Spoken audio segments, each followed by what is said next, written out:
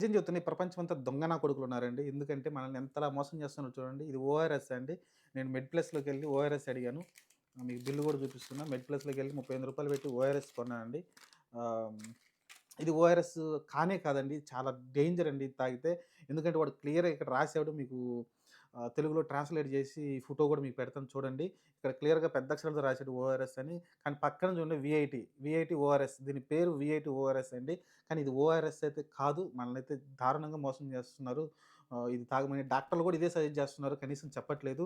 నిజంగా చెప్పాలంటే మీకు ఆ డిస్‌ప్లే చూస్తే మీకు అర్థమవుతుంది కదా! అతిసార వ్యాధి వచ్చినప్పుడు కూడా ఇది తాగకూడదని చెప్తున్నారంటే నీరసంగా ఉన్నప్పుడు లేకుంటే మోషన్స్ అంటే విరోచనాలయినప్పుడు లేకుంటే ఆరోగ్యం బాలేనప్పుడు ఇది సజెస్ట్ చేస్తారు కదా! అసలు తాగకూడదని అక్కడ క్లియర్‌గా వాడు మెన్షన్ చేసాడు. ఇక్కడ రాసాడు. ఇక్కడ డయేరియా పేషెంట్లు అసలు దీన్ని తాగకూడదని అయితే ఇక్కడ మెన్షన్ చేసాడు క్లియర్‌గా వాడు. మెన్షన్ చేసి మరి మన ఆరోగ్యాలకు చెలగాటమాడుతున్నారు. ఈ ఓఆర్ఎస్ అని బ్రాండ్ చెప్పి అమ్ముతున్నారు.